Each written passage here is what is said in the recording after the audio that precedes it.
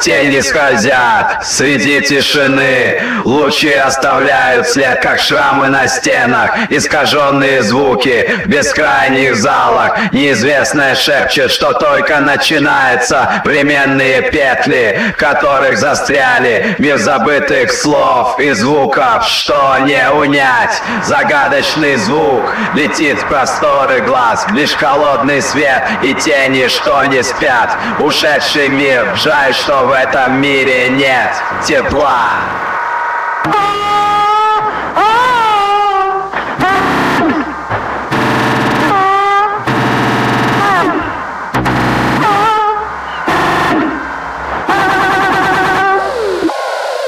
Шептания лунного света сливаются, лабиринты волн, где страхи прячутся. Забудьте картины, они не дышат, тишина говорит, но о чем она молчит? В этом хаосе я потерян между звуками. Загадочный звук сплетит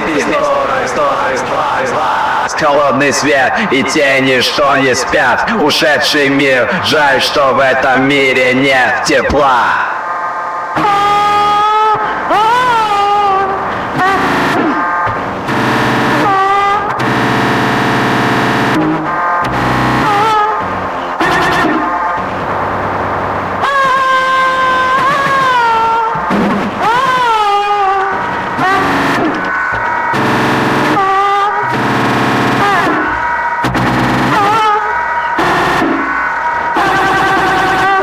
Лучи размыты, растаяли в небе. Прощай проявление в букете из теней. Сигнал в тишине, шепчу им о себе. Так закатываются сны в струнах звука.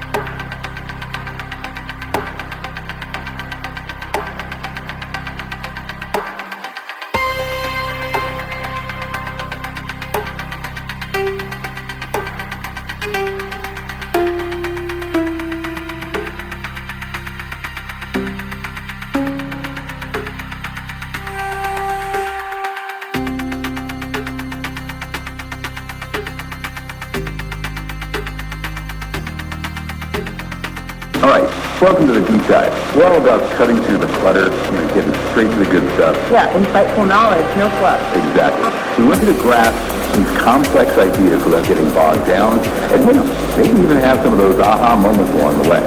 Yeah, shouldn't have that. Today we're diving into, well, honestly, a pretty provocative world. A world of unconventional thinking. The world of Christopher Hyatt. Oh yeah, this guy definitely pushes boundaries. No fear of challenging the status quo.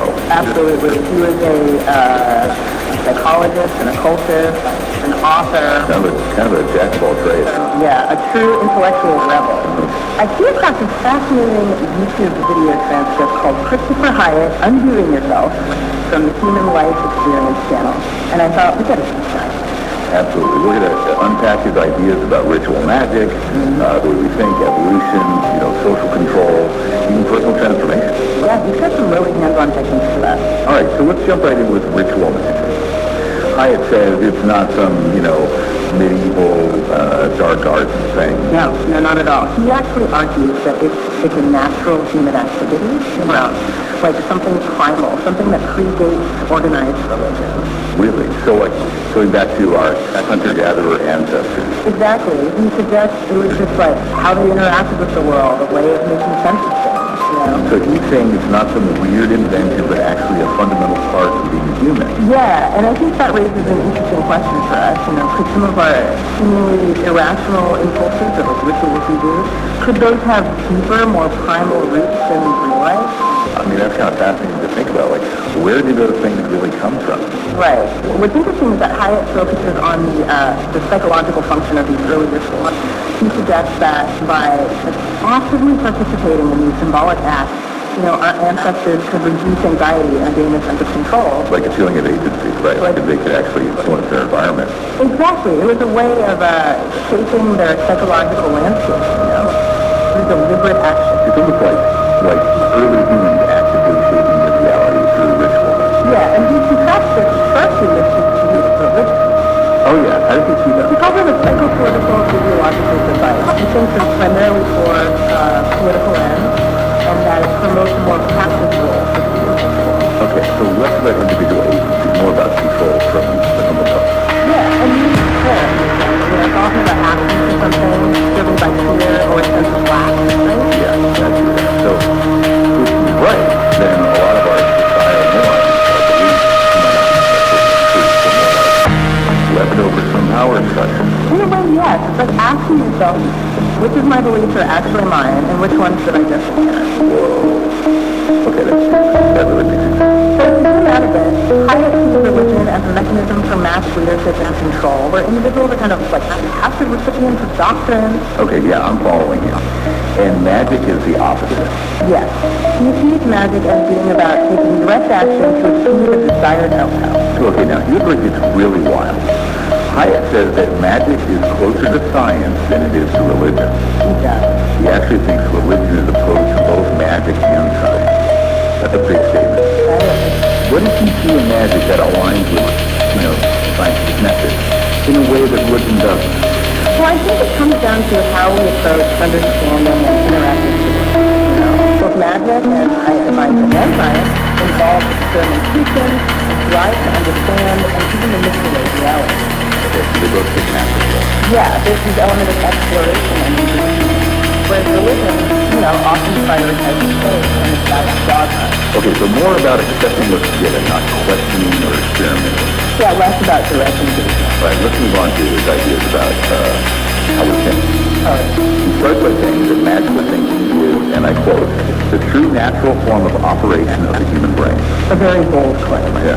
But if that's true, then why do we even develop logical thinking? Like, what evolutionary advantage would that have? Well, he clarifies that it's not so simple, that it's not just magical versus linear thinking. Oh, okay, so there's more to it. Yeah. He points out that what some call natural thinking isn't really thinking at all. It's more like just instinctual reactions or conditioned responses. So not really conscious, deliberate thought. Exactly. He He argues that logical, multi-logical, scientific thinking, those are skills, things that take effort, that require patience. So we're not born logical. It's something we develop through learning and practice. Exactly. And in his view, magical thinking is more primitive, like something geared towards survival. Okay, so like when you're facing a threat, a quick reaction is more important than sitting down and analyzing the situation. Yeah, it's about addressing immediate needs, trying to, exert direct influence. This leads to his view of evolution. He actually says there's more de-evolution than there is evolution. Yeah, that's one of the more controversial ideas. He's got a pretty bleak view of society, honestly. Whoa, de-evolution, that's what they're headed. So things are kind of going downhill. What do we do about it? That's a good question. And it leads us to these ideas about personal sovereignty, but first, let me tell you about his ape analogy, because it really illustrates this concept of de-evolution. Okay, I'm intrigued. Ape analogy, lay it on me. He says, imagine you give gold to an ape. What happens? I don't know, probably not much, right? You wouldn't understand its value. Exactly. He suggests that when something complex or valuable is introduced to the masses, it tends to get, simplified, watered down, reduced to a more basic form. Like a dumbing down. Yeah, he calls it trailer magic and trailer ritual. Trailer magic. Okay, I gotta hear more about this. What exactly does he mean by that? He sees it as a kind of, mass market version of spiritual or magical practices, a loss of the real potency and understanding. So it's like taking a complex recipe, and every time someone rewrites it, they simplify it until it's barely recognizable. Yeah, good analogy. He's also critical of the traditional idea of survival of the fittest. Oh, interesting. What's his take on that? He says it's more like survival of the most whatever, more survive. Survival of the most whatever. Okay, so it's not about being the best, it's just about, outlasting everything else. Yeah, sheer numbers, persistence, not necessarily quality or fitness. That's a different way of looking at it. So does he think we're all just kind of doomed to this downward spiral? Well, he does say that the fragile person in a marginal group is more likely to be harmed than helped by the masses. Wow, so not much faith in collective support, huh? It's a pretty pessimistic view of empathy and collective wisdom, He seems to see this entropic force at play. Like things naturally tending towards disorder. Yeah, like systems and ideas becoming less complex, less refined. Okay, so if all this is true, how does he suggest we deal with it? Well, that brings us back to personal sovereignty. It's about recognizing that you are your own sovereign. Okay, so taking ownership of yourself. But how do we do that in a world that's constantly trying to, influence and control us? He says it starts by recognizing those external controls. Societal pressures, parental figures, religious doctrines. Yeah, those are definitely real. And he says they become internalized as the super ego. Yeah. Exactly. That inner voice of judgment, criticism, restriction, the shoulds, the ought tos. Oh yeah, we all know that voice. So how do we, break free from that? He actually references Freud's concept of identification with the aggressor. Okay, I'm not familiar with that one. It's basically the idea that we unconsciously adopt the rules and beliefs of those who control us. So internalizing the voice of authority. Yes, and that leads to self-censorship, limiting our own potential. Wow. That's pretty powerful. So we're basically censoring ourselves based on rules that we've absorbed from others. Yeah, and he has a pretty radical suggestion about theology, because we should treat it like archaeology or history, So not as a guide for living, but as a relic of the past. Exactly, like studying primitive belief systems. Okay, that's definitely a different way of looking at it. Let's talk about his views on reality and belief. Right. Use the example of someone who believes the earth is flat. Yes. He says the belief is real in the sense that the person truly believes it. Okay, so it's real to them, even if it's not objectively true. Exactly. That distinction between subjective belief and objective reality is really important to him. Yes, that makes sense. So where do systems and techniques fit into all of this? He sees them, even magical ones, not as ultimate truths, but as tools. Tools to get over yourself, to transcend limiting beliefs, those conditioned patterns of thought. So it's not about finding the right answer, but about breaking free from those limitations. Precisely. And the goal of undoing yourself is to identify and dismantle those conditioned beliefs. Okay, those deep-seated beliefs that we might not even be aware of. Exactly. They shape our perception, our behaviors, our reality. So it's like actively deconstructing the self that we've come to know. Yeah, peeling back the layers, uncovering our authentic self. All right, let's get into some of the practical techniques. starts with something pretty simple. Deep breathing. Yeah, but he emphasizes proper technique. It's not just casual breathing, you know? So there's a specific way to do it. Yeah, you start the breath from the lower belly, let it expand through the diaphragm and up to the chest, and the exhale is just as important. You fully release breath, but without forcing it. Okay, so it's about being mindful and deliberate with your breath. Exactly. He also talks about bioenergetic breathing, a technique that focuses on the connection between breathing and emotional release. Bioenergetic breathing. Interesting. Developed by Dr. Rorty, right? Yes, that's right. And then he gets into some more unconventional techniques, like using the computer to explore personality disorders. Whoa, hold on, what? How does that work? He suggests taking online tests for personality disorders or character disorders, not to self-diagnose, but to see which one you score highest. Okay, so you're not trying to label yourself, but to see which traits are most prominent. Right. Then you research that specific disorder, learn its characteristics, and even exaggerate them in your mind. So like playing with different ways of being, seeing how those traits feel. Yeah, it's like trying on different psychological lenses, and after you explore one, you move on to others, looking for those traits within yourself. So even if you don't have a full-blown disorder, you might still see those tendencies in yourself. Yeah, he calls it the de-victimization technique. De-victimization, what is that about? It's about bringing those unconscious patterns into conscious awareness so you can understand and potentially change them. So it's about taking ownership of those patterns instead of feeling like a victim of them. Exactly. But he does warn that this process can be emotionally challenging, you know? Yeah, makes sense. You're taking into some deep stuff there. He also talks about stealing power from the superego. Yeah, that's an interesting concept. How do we steal power from something that's, inside our own head? Because it starts with awareness. Becoming aware of those feelings of shame, guilt, embarrassment, all those shoulds. So really paying attention to that inner critic. Yeah. The goal isn't to destroy the superego because it does have a function, It helps us survive in society. Right, keeps us from running wild and breaking all the rules. Exactly. But it's about recognizing its influence and choosing whether to follow its dictates or not, taking back control. So it's not about eliminating it, but about managing it, mastering it. Precisely. And then there's this discussion about fear and anxiety related to masturbation. Okay, now this is getting a bit personal. He's not shying away from anything, I guess. Not at all. He starts by outlining historical and religious views on it, which are often pretty negative. Yeah, a lot of shame and fear-mongering around that topic. Right. But he contrasts that with his idea of using masturbation as a form of Western tantra. Western tantra. Okay, what's he talking about there? Essentially, it's a practice of using physical sensation to confront and release underlying fears and anxiety. So like using it as a tool for self-exploration and healing. Yeah, he suggests identifying your negative associations with it and then basically confronting them directly through repeated engagement. Wow, that's pretty intense. Face your fears head on. Exactly. He believes it can lead to new insights and change future experiences, and he even has a specific technique for this, the laughing breath. Laughing breath. Okay, now I'm really curious. How do you laugh and breathe at the same time? It involves forceful exhalations using the sounds ha, he, and ho. So like forcefully laughing. Yeah, the idea is to break up tension, both physical and emotional.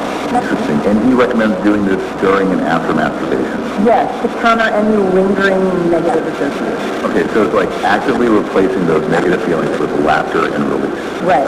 He also mentions physical exercises for releasing tension. Like what kind of exercises? Shoulder raises, rotations, slow neck movements.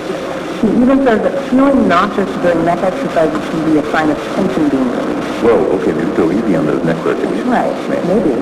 He also talks about the power of music, especially in the morning, using music to influence your mood. Yeah, I totally get that. Music can definitely set the tone for the day. Absolutely. He also talks about breaking free from that constant voice in your head, that overthinking that keeps us from being present. Oh yeah, the endless mental chatter, it can be so distracting. Right. He suggests doing face and shoulder exercises before important activities to shift out of that reflective state and into a more embodied presence. So it's like tricking your brain into being more present. In a way, yes. And he warns that deep breathing can have some unusual side effects. Side effects? Like what? Anxiety, feeling like things are falling apart, muscle spasms, tingling, even hysterical laughter. Whoa, that sounds intense. Maybe not the best idea before a big meeting. Yeah, probably not. He also mentions lightheadedness, ringing in the ears, blurred vision, dry mouth, heart palpitations, even muscle twitches, and altered perception. Okay, that's quite a list. So deep breathing can really shake things up. It can. He advises breathing into a paper bag if it gets too overwhelming. Good tip. And he stresses that it's about full, complete breath, not just shallow chest breathing. Yeah, engaging the belly, the diaphragm, the whole system. Okay, makes sense. And finally, he talks about breaking up the fixed body. Yeah, that's about recognizing how tension creates a kind of mask in the body. So like holding tension in our posture, our facial expression. Exactly.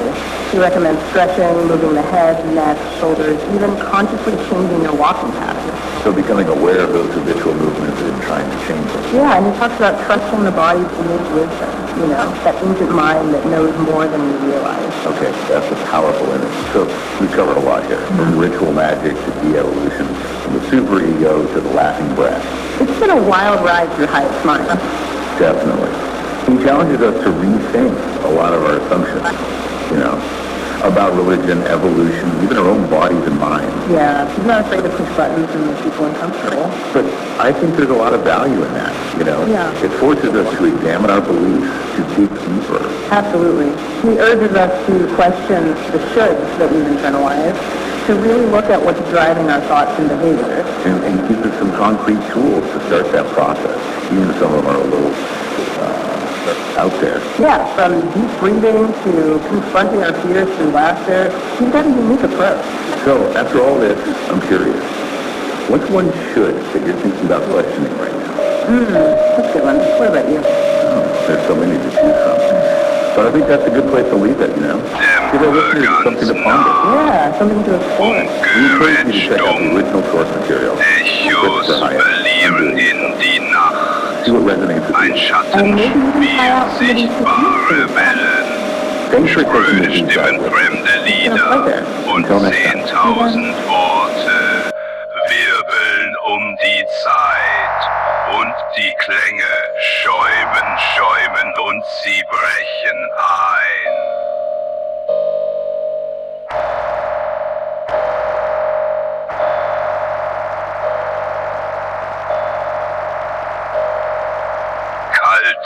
Des Texte und jedes Signal verschlungen in tönenden, ein Raum aus Zeit, formt damit wes Raum und Klang. Der Raum wird leer und 10.000 Worte wirbeln um die Zeit. Und die Klänge schäumen und sie brechen ein.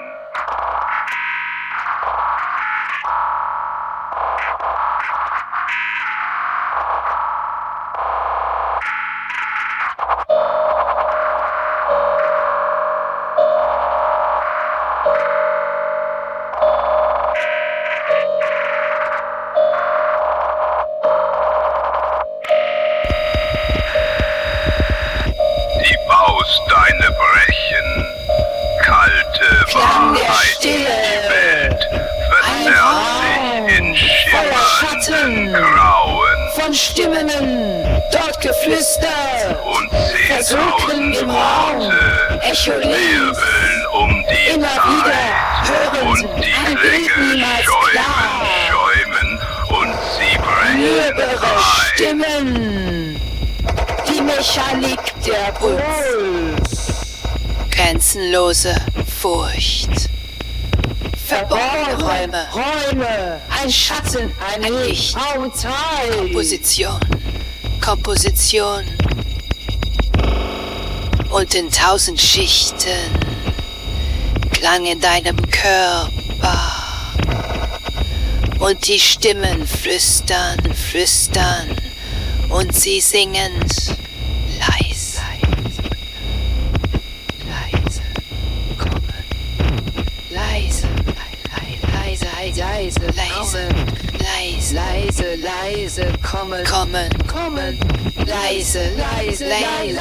kommen, leise kommen, leise kommen, leise kommen.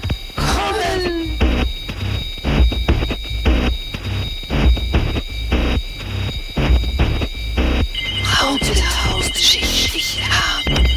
Schicht lange dein Körper. Текущий шум, слышу его.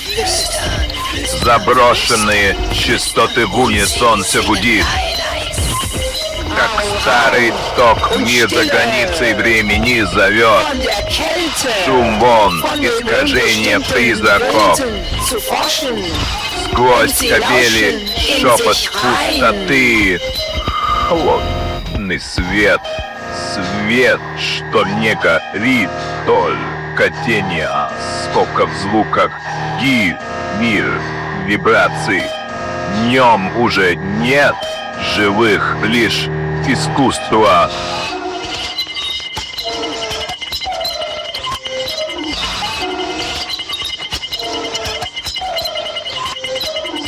Код ошибок, детенцы, не знай.